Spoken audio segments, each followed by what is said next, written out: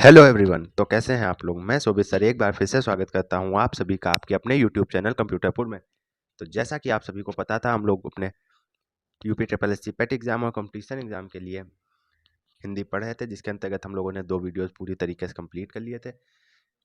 2 topic complete कर लिए थे। जैसा फर्स्ट था हम लोग का विलोम शब्द, देन सेकंड था मुहावरे। ये टॉपिक पूरी तरीके से हम लोग के कंप्लीट हो चुके थे। आई होप आप लोगों ने तैयार भी कर लिए होंगे। ये हम लोगों का थर्ड टॉपिक चल रहा था, रचना और लेखक, जिसके अंतर्गत हम लोगों का एक वीडियो पूर्णतः समाप्त हो चुका है, जिसके अंतर्गत हम लोगों ने बात की है आदिकाल की, जिसको वीर गाथा काल के नाम से भी जानते हैं। उसके प्रमुख लेखक व उनकी रचनाएं हम लोग देख चुके हैं। ये हम लोग का सेकंड पार्ट होने वाला है, जिसमें हम लोग बात करने वाले हैं भक्ति काल, या फिर जिसको हम लोग पूर्व मध्यकाल के नाम से भी जानते हैं। तो ये वीडियो हम सभी लोगों के लिए बहुत इंपॉर्टेंट है और शायद से थोड़ा लॉन्ग भी हो सकता है, क्योंकि इसमें हम लोगों ने रचनाओं लेखक को रचना वाइज नहीं, लेखक वाइज लिया है। एक लेखक की इसमें कई सारी रचनाएं हैं जो कि बहुत इंपॉर्टेंट है।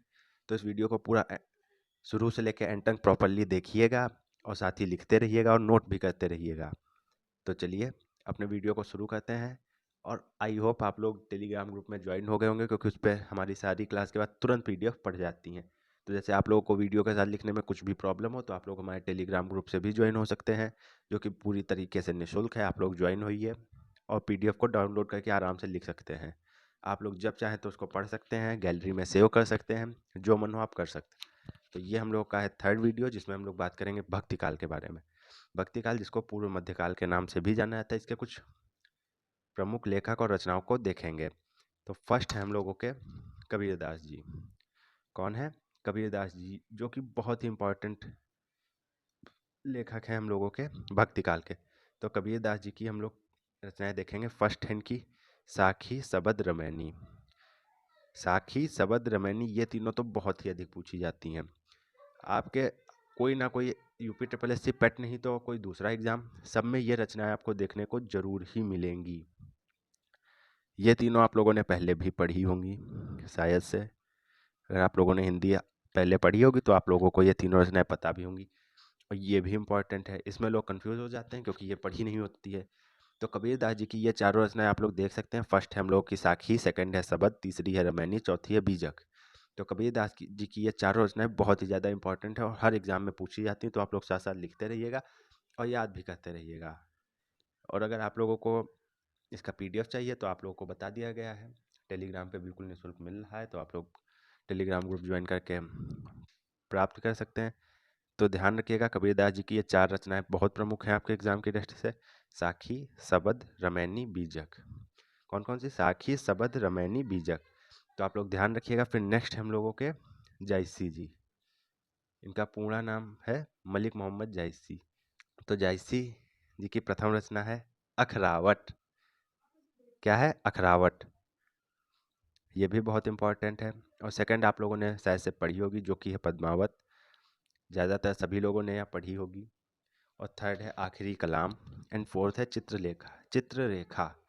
हम लोगों ने इस वीडियो में कुछ पॉइंटेड रचनाओं को ही लिया है, जो आप लोगों के लिए बहुत इंपॉर्टेंट है। बहुत ज़्यादा आप लोगों को पिछले वीडियो में भी बताया गया था, हम लोग क्वालिटी पे फोकस करते हैं ना कि क्वांटिटी पे।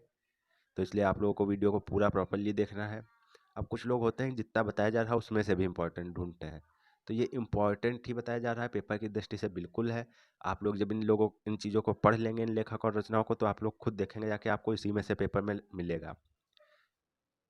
अब इसको अगर वीडियो को लॉन्ग करना होता तो इधर कबीरदास लिखते, इधर साखी लिखते, इधर कबीरदास, इधर सबद, इधर कबीरदास, इधर रमैनी, इधर कबीरदास, इधर बीजक। तो ऐसे भी किया जा सकता है, लेकिन आप लोगों की सुविधा के लिए, सिर्फ और सिर्फ आप लोग की सुविधा के लिए, कि आप लोग देख सकें एक बार में कबीरदास जी की ये चारों रचनाएं हैं। अगर चाहें तो आप लोग तुरंत स्क्रीनशॉट भी ले सकते हैं। अगर जायसी जी की आपको पसंद है, ध्यान नहीं रह रही, लिखना नहीं है, तो आप लोग स्क्रीनशॉट ले लीजिए, फिर अपना लिख लीजिए। और स्क्रीनशॉट लेने के अपेक्षा आप लोग टेलीग्राम ग्रुप पे ज्वाइन हुई है, वहाँ तो आप लोगों को फ्री में मिल ही रहा है पीडीएफ। तो आप लोगों को स्क्रीनशॉट लेने की मेरे हिसाब से तो कोई भी नीड नहीं है। तो ध्यान से पढ़ते रहिए, क्योंकि आप लोग का एग्ज़ाम बहुत ही नज़दीक है और आपको रेगुलर क्लासेस दी जा रही हैं। तो प्लीज़ ध्यान से पढ़िए। तो जयसी जी की फर्स्ट है अखरावट, सेकंड है पद्मावत। ये तो सबको पता ही होगी और ये इम्पॉर्टेंट भी बहुत है। पद्मावत है जयसी जी की और यह आप लोगों को पता भी होगी। और थर्ड है आखिरी कलाम। क्या है? आखिरी कलाम। ये भी जयसी जी की है, जो भी ये भी आप लोगों को पता ही होगी। एंड फोर्थ है चित्ररेखा। ये भी जयसी जी की है। फिर नेक्स्ट हमारे लेखक हैं सूरदास जी। अब सूरदास जी पे एक क्वेश्चन बनता है, सूरदास जी किस भक्ति शाखा के कवि हैं? अब अगर आपको बताया जाए सूरदास किसके हैं तो कृष्ण भक्ति शाखा। मैं पेंसिल से नहीं लिख पाता हूँ, पेन से लिखने की आदत है, तो राइटिंग पे प्लीज़ मत जाइएगा। तो कृष्ण भक्ति शाखा के कवि हैं सूरदास जी, क्योंकि इनकी जितनी भी रचनाएं हैं सब श्री कृष्ण के ऊपर हैं। ये श्री कृष्ण के बहुत ही बड़े भक्त कह सकते हैं। और इसमें ज़्यादातर भक्ति काल में ज़्यादातर अधिक लोग सब भक्ति ही टाइप के हुए हैं, जैसे कबीरदास जी हैं, सूरदास जी हैं, केशवदास जी हैं, मीराबाई जी हैं, और भी अन्य लोग हैं, सब भक्त ही हुए हैं। बस आप लोगों को याद क्या रखना है कि कुछ इसमें है कृष्ण भक्ति शाखा के, कुछ है राम भक्ति शाखा के। इसमें आप लोगों का एक केस ये बचता है सगुण निर्गुण, आप लोग समझ रहे होंगे। और कुछ कृष्ण भक्ति के होते हैं कवि, और कुछ लोग राम भक्ति के, जिन्हें रामाश्रयी भक्ति के कहा जाता है। जैसे हम लोग के केशवदास जी हैं, ये रा, राम भक्ति के हैं कवि। सूरदास जी हैं, ये कृष्ण भक्ति के हैं। मीराबाई जी हैं, ये भी कृष्ण भक्ति शाखा की कवित्री हैं। ठीक, तो सूरदास जी की सबसे इम्पोर्टेंट 3 रचनाएं, सूर सागर, सूर सारावली, साहित्य लहरी। ये तो सबको ही रट्टी होंगी तीनों, बचपन से हम लोग पढ़ते आते, सूर सागर, सूर सारावली, साहित्य लहरी। इतनी तो आप सबको पता होंगी 3 रचनाएं मेरे हिसाब से, अगर आप लोगों ने कभी भी पढ़ा होगा सूरदास जी के बारे में। और कई बार पूछा जाता है कि इसमें से कौन से लेखक हैं जो जन्म से ही जन्मांध थे, तो उसमें से आपके यही हैं सूरदास जी। 4 ऑप्शन दे दिए गए हैं, जब आपको पता नहीं है तो आप क्या बताएंगे?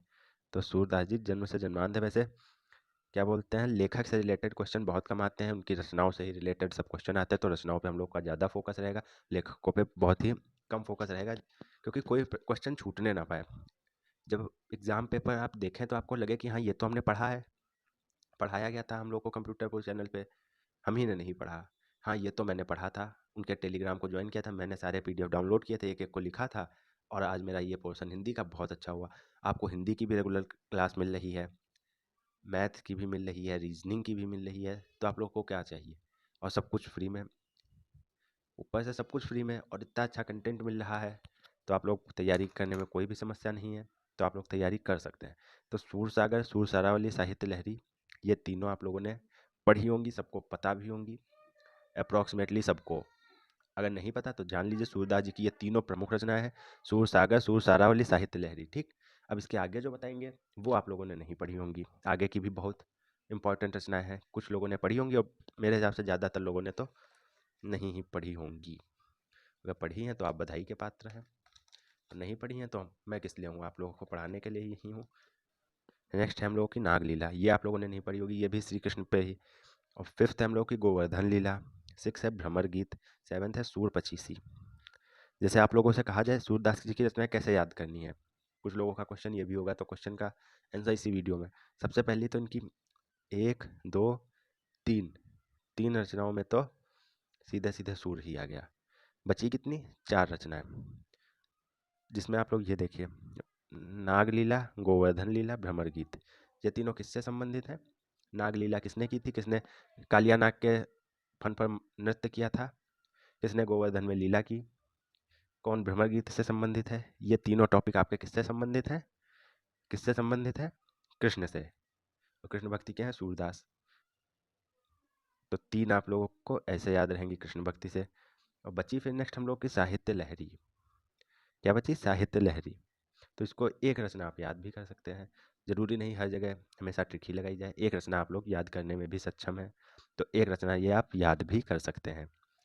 ठीक, तो सूरदास जी की हम लोगों ने रचनाएं देखी, 7 रचनाएं जो कि बहुत मुख्य हैं। फर्स्ट है सूर सागर, सेकंड है सूर सारावली, थर्ड है साहित्य लहरी, फोर्थ है नागलीला, 5th है गोवर्धन लीला, 6 है भ्रमर गीत, 7th है सूर पचीसी। फिर नेक्स्ट है हम लोगों के कवि केशवदास जी। केशवदास जी की भी रचनाएं बहुत पूछी जाती हैं, इसमें फर्स्ट है इनकी रामचंद्रिका। क्या है? केशवदास जी की फर्स्ट रचना है रामचंद्रिका। तो कई कई बार क्वेश्चन ये आता है कि निम्नलिखित रचनाओं में से प्रबंध काव्य कौन सा है? क्या आता है? निम्नलिखित रचनाओं में से प्रबंध काव्य कौन सा है? जैसे 4 दे दिए गए, भ्रमर गीत, सूर पचीसी, कवि प्रिया, रामचंद्रिका, 4 ऑप्शन दे दिए गए आपको। जब आपको पता नहीं इनमें से प्रबंध काव्य है कौन सा, तो आप कैसे सही ऑप्शन लगा सकते हैं? इसलिए आपको एक एक पॉइंट पे बिल्कुल फोकस करके बताया जा रहा है कि आपका एक भी क्वेश्चन ना रहने पाए। लेकिन आप लोग क्या वीडियो को लाइक भी नहीं कर सकते, चैनल को सब्सक्राइब भी नहीं कर सकते।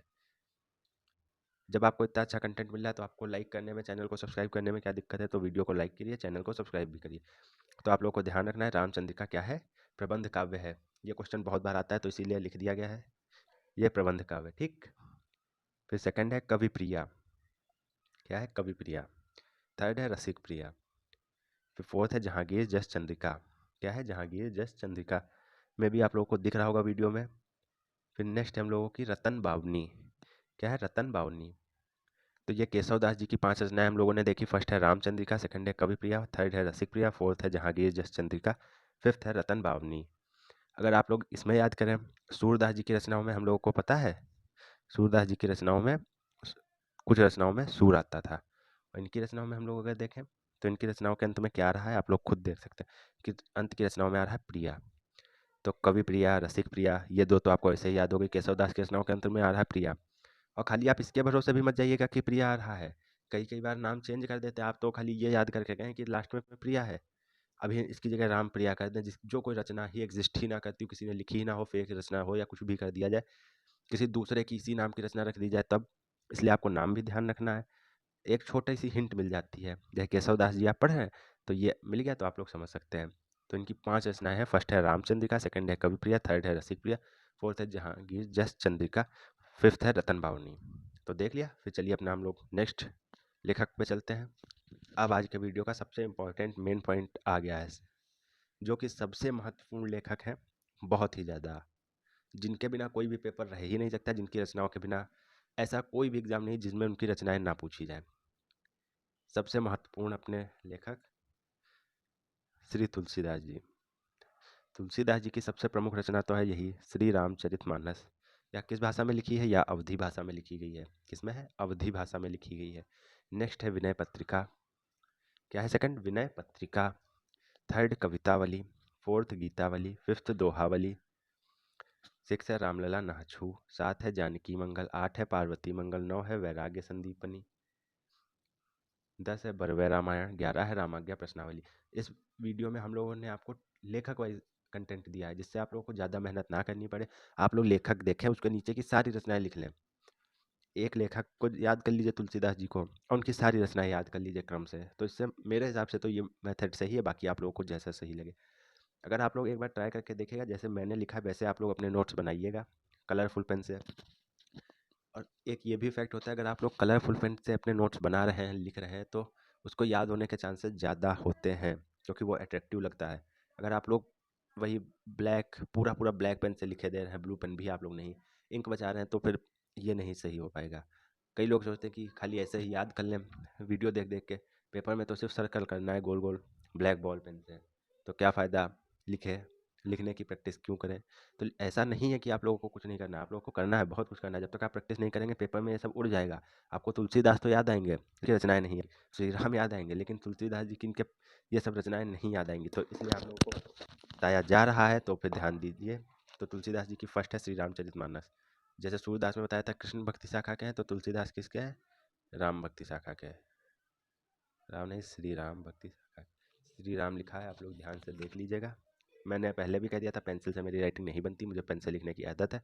आप लोगों को इसी से भी इसका पीडीएफ बना के टेलीग्राम पे भी पोस्ट करना है, जैसा आप लोगों को बता दिया, इसलिए इस पर ज़्यादा कुछ नहीं लिखना चाहता हूँ। और अगर कुछ लिख दूंगा तो आप लोगों को थोड़ा कन्फ्यूजन भी हो सकता है, तो आप लोग ऐसे ही देखिए। तो फर्स्ट है हम लोगों की सबसे इंपॉर्टेंट श्री रामचरितमानस। क्या है? श्री रामचरितमानस। अब मैंने ये तो बता दिया तुलसीदास जी की रचना है श्री रामचरितमानस, लेकिन इसके अंतर्गत क्या क्या आता है, कितने कांड हैं, कितना क्या है, ये सब चीज़ आप लोगों को जानकारी करनी है। किस कांड में किस चीज़ का वर्णन है। अगर आप लोग एक्स्ट्रा नॉलेज चाहते हो तो कर सकते हैं, वैसे इस टाइप का क्वेश्चन आते तो नहीं है। अगर आप लोग अपनी इच्छा हो आपके अंदर तो आप लोग कर सकते हैं अपनी नॉलेज इंक्रीज करने के लिए। सेकंड है विनय पत्रिका। क्या है? विनय पत्रिका। विनय पत्रिका है, ठीक। थर्ड है कवितावली। क्या है? कवितावली। फोर्थ है गीतावली। थर्ड है दोहावली। अब फिर वही चीज़, जैसे उनके सूरदास में सूर आ रहा था, और दूसरे एक लेखक थे उनके में प्रिया आ रहा था। जैसे केशवदास जी के में, जी केशवदास जी के में प्रिया आ रहा था रचनाओं के अंत में, और इनके अंत में क्या आ रहा है? वली। दोहावली, गीतावली, कवितावली। लेकिन इसमें ये जो आपको ट्रिक बताई थी वो नहीं होगी। पूछे क्यों? क्योंकि अभी इसके आगे जो हम लोग देखेंगे उनमें भी वली आता है, दोहावली, कवितावली, कई अन्य लोगों ने भी लिखा है। तो देखते हैं, चलिए। दोहावली, फिर नेक्स्ट है रामलला नाछू।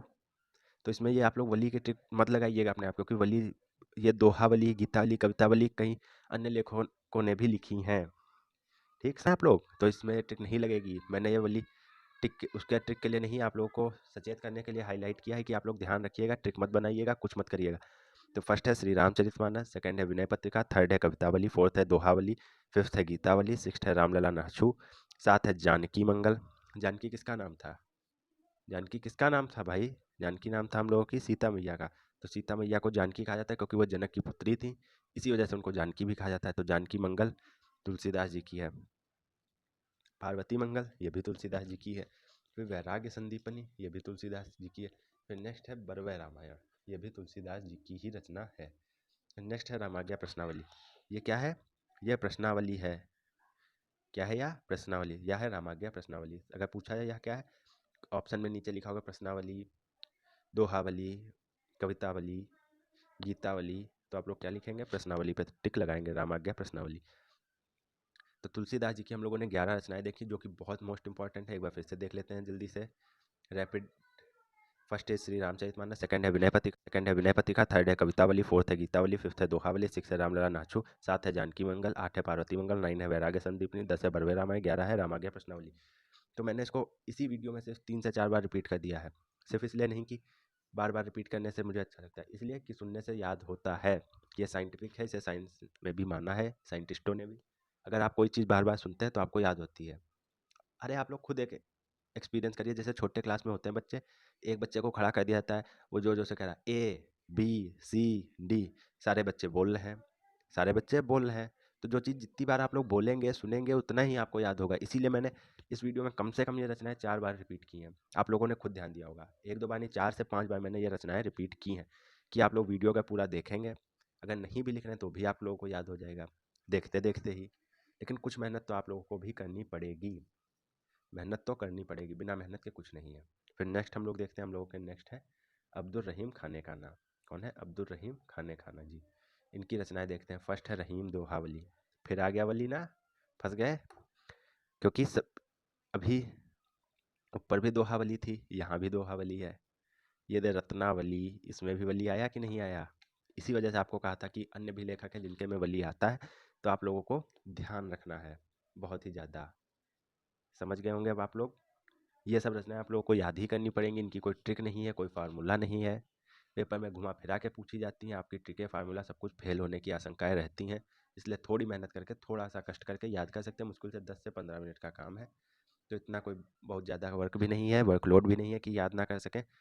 आप लोगों को फर्स्ट वीडियो में बताई गई, सेकेंड वीडियो है ये, अप्रॉक्सीमेटली 60 रचनाएं बताई जा चुकी हैं इन दोनों वीडियो को मिला के। और अभी आप लोगों को इतनी रचनाएं बताई जाएंगी कि आप लोगों के पेपर से उससे बाहर आएंगी नहीं। जितनी इसमें बताई जाएंगी आप लोगों को, उतनी ही आपके पेपर में आएंगी। ये ऐसा नहीं कि इसमें इसी रचना कोई कह ना पाए आप लोग कि बताई नहीं गई ये रचना। तो इसी कोशिश में है आप लोगों की अच्छी तैयारी के लिए। नेक्स्ट है अब्दुल रहीम खाने खाना। फर्स्ट है रहीम दोहावली, सेकंड है श्रृंगार सोरठा, थर्ड है मदनाष्टक, फोर्थ है रहीम रत्नावली, फिफ्थ है रास पंचाध्यायी।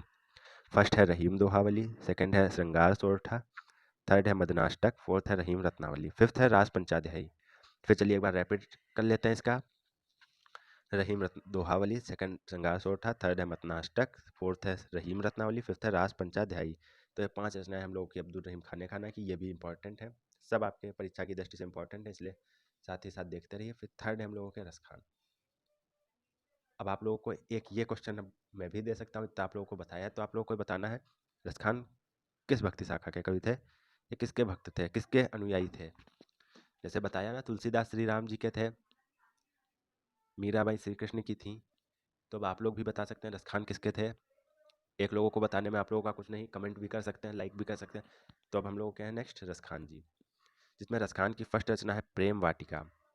क्या है? प्रेम वाटिका। ये आप लोगों ने नहीं पढ़ी होगी। थर्ड है दान लीला, सेकंड है सुजान रसखान। ये आप लोग पढ़ते आए होंगे, अगर आप लोगों ने बचपन में हिंदी जरा सी भी पढ़ी होगी, रसखान को पढ़ा होगा, तो आप लोगों ने जरूर पढ़ी होगी इनके बारे में, सुजान रसखान।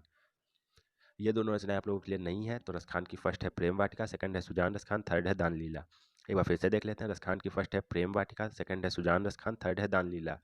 आप लोगों को बार बार रिपीट करके बताया जा रहा है कि जिससे आप लोगों को वीडियो के साथ ही याद हो जाए। तो रसखान जी की ये तीनों बहुत इंपॉर्टेंट रचनाएं हैं। और आप लोगों को जो ये क्वेश्चन मार्क दिख रहा है ये क्या पूछा गया है आप लोगों को अच्छे से पता है तो इसका आंसर कमेंट में ज़रूर करना है। इसका आंसर कमेंट में ज़रूर करना है। लास्ट वीडियो में मैंने कुछ पूछा था आप लोगों से, पर आप लोग में से किसी ने भी कमेंट उसे नहीं किया था, जो कि बहुत ख़राब लगता है। जब मैं मेहनत करके इतना लिख सकता हूँ, कॉपी पे लिख के पेन लेके आप लोगों को समझा सकता हूँ, तो आप लोग एक वीडियो देखते देखते कमेंट नहीं कर सकते, एक आंसर नहीं दे सकते। आप लोगों को इतनी रचनाएं बताई जा चुकी, इतना सब कुछ बताया जा चुका है, दोहे मुहावरे विलोम शब्दों में बताया गया, मुहावरों में बताया गया, लेकिन आप लोगों से एक क्वेश्चन पूछा गया, आप लोगों ने उसका कमेंट में नहीं दिया। आप लोग कमेंट भी नहीं करते, ना लाइक करते हैं, ना सब्सक्राइब करते हैं। जब टीचर इतनी मेहनत कर सकता है तो आप लोग भी एज अ स्टूडेंट थोड़ा तो सपोर्ट कर ही सकते हैं। आपसे फीस नहीं ली जा रही है, आपसे कुछ नहीं मांगा जा रहा, थोड़ी मेहनत कर सकते हैं। तो फर्स्ट है प्रेम वाटिका, सेकंड है सुजान रस खान, थर्ड है दान लीला, फिर लास्ट है हम लोगों की मीराबाई जी। मे भी ये वीडियो थोड़ा सा लॉन्ग हो गया है, थोड़ा सा, क्योंकि इसमें हम लोगों ने ज़्यादा रचनाएं देखी हैं, लेकिन कोई भी टेंशन की बात नहीं है। इसमें हम लोगों ने पूरा अपना एक काल ख़त्म किया है, जिसके अंतर्गत हम लोगों ने बहुत ही बड़े बड़े तुलसीदास जैसे, रसखान जैसे, केशवदास जैसे, सूरदास जैसे कवियों को, उनकी रचनाओं को देखा है।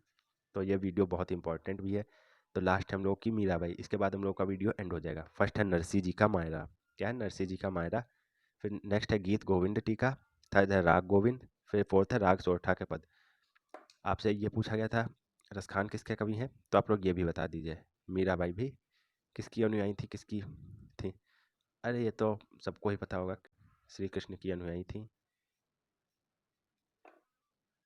तो मीराबाई श्री कृष्ण की अनुयायी थी। रसखान का आप लोगों को बताना है। तो मीराबाई की फर्स्ट रचना है नरसिंह जी का मायरा, सेकंड है गीत गोविंद टीका, थर्ड है राग गोविंद, फोर्थ है राग सोरठा के पद। एक बार रैपिडली देख लेते हैं जल्दी से। मैं 3 to 4 टाइम इसलिए रिपीट कर रहा हूँ जिससे आप लोग सुनते रहिए, आप लोग को याद होता रहे। ईयरफोन यूज़ कर लीजिए, ईयरफोन लगा लीजिए। वीडियो ही आप लोग पूरा देखा, 4 बार सुना, आप लोग को एक बार माइंड में मेमोरी तो बनी। अगर आप लोगों ने बायोलॉजी में पढ़ा होगा तो हर चीज़ की माइंड में मेमोरी बनती है, चाहे छोटी चीज़ हो बड़ी चीज़ हो। माइंड 2 भागों में होता है, हाइपोथैलेमस, बहुत सारी चीज़ें होती हैं, बायोलॉजी में नहीं जाएंगे, लेकिन ये है आप लोग इतना जान लीजिए, अगर आप लोगों ने सुना वीडियो में तो आपके दिमाग में एक मेमोरी बन जाती है, वो आपके दिमाग में पहुंच गई चीज़। बस आप लोगों को से फिर से एक बार रिवाइज करना होता है, इसीलिए रिपीट कर रहा हूँ बार बार। तो मीराबाई की ये फर्स्ट है नरसिंह जी का मायरा, सेकंड है गीत गोविंद टीका, थर्ड है राग गोविंद, फोर्थ है राग सोरठा के पद। क्या है? राग सोरठा के पद। तो ये 4 रचनाएं मीराबाई जी की हैं। और आज के वीडियो में हम लोगों ने तुलसीदास जी को देखा, रसखान को देखा, मीराबाई को देखा, अब्दुल रहीम खाने खाना को देखा, सूरदास को देखा, जायसी को देखा, कबीरदास को देखा। तो आई होप आज का वीडियो आप लोगों को पसंद आया होगा। अगर वीडियो अच्छा लगा हो तो वीडियो को लाइक करिए, अपने फ्रेंड्स के साथ शेयर कीजिए, जिससे ज़्यादा से ज़्यादा लोगों की मदद हो सके। और हमारे चैनल को सब्सक्राइब करिए ऐसे ही वीडियोज़ के लिए, और बने रहिए हमारे साथ अच्छी तैयारी के लिए। तब तक के लिए जय हिंद।